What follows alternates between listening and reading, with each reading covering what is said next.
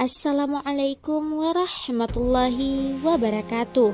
Sahabat, sudut pandang Islam kali ini akan membahas tentang tempat-tempat misterius di bumi yang telah disebutkan di dalam Al-Quran.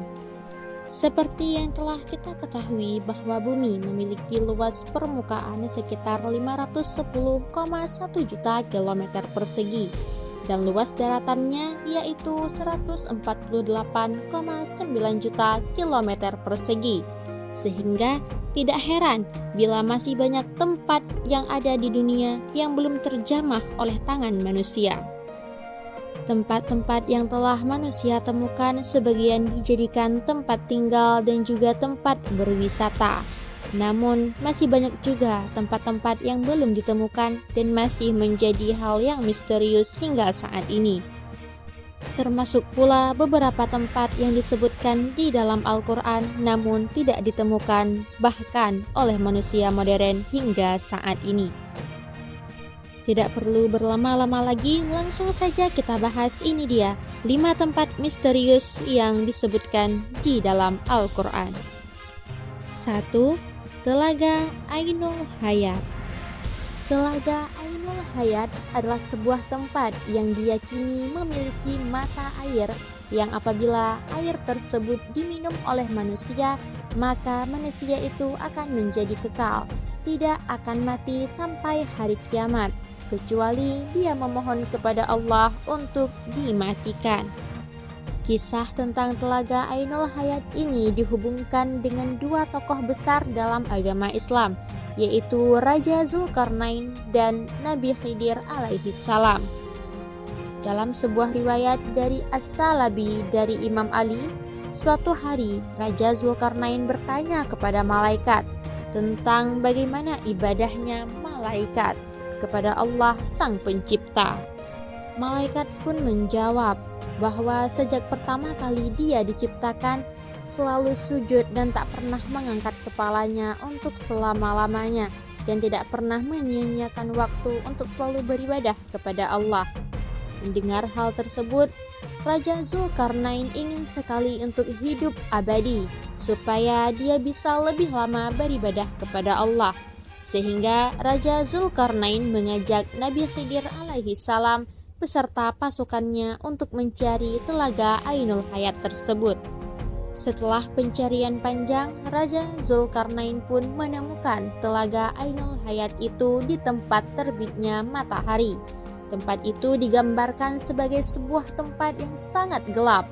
Namun bukan gelap seperti gelap malam hari, namun gelap yang sangat gelap karena ada semacam asap atau kabut tebal.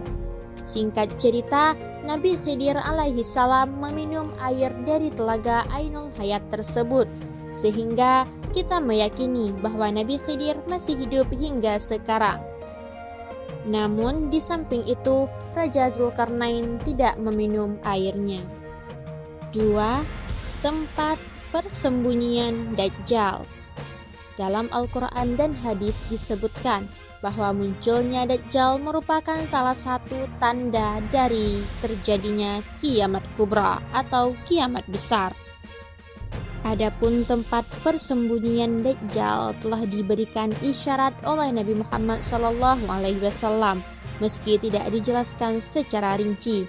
Rasulullah menunjukkan arah tempat Dajjal keluar, yaitu menunjuk kepada perkampungan Yahudi Asbahan, dan bersamanya ada 70.000 orang Yahudi. Hadis yang diriwayatkan Anas radhiyallahu anhu, Dajjal akan keluar dari bumi di arah timur yang dinamakan dengan Khurasan.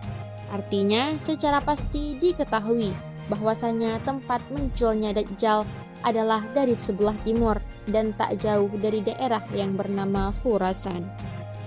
Khurasan tersebut diketahui sejak abad ke-3 Masehi meliputi wilayah yang sangat luas yang mencakup daerah Iran, Afghanistan, Tajikistan, Turkmenistan, Kazakhstan, dan Uzbekistan.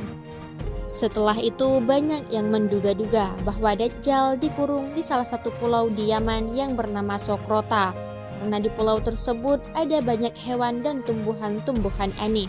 Namun ada pula yang mengira bahwa Dajjal berada di segitiga Bermuda, yaitu wilayah laut yang berbentuk segitiga yang juga masih misterius hingga saat ini.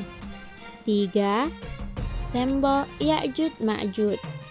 Tembok Ya'juj dan Ma'juj dibuat oleh Raja Zulkarnain yang berfungsi untuk mengurung dua kabilah perusak, yaitu Ya'juj dan Ma'juj.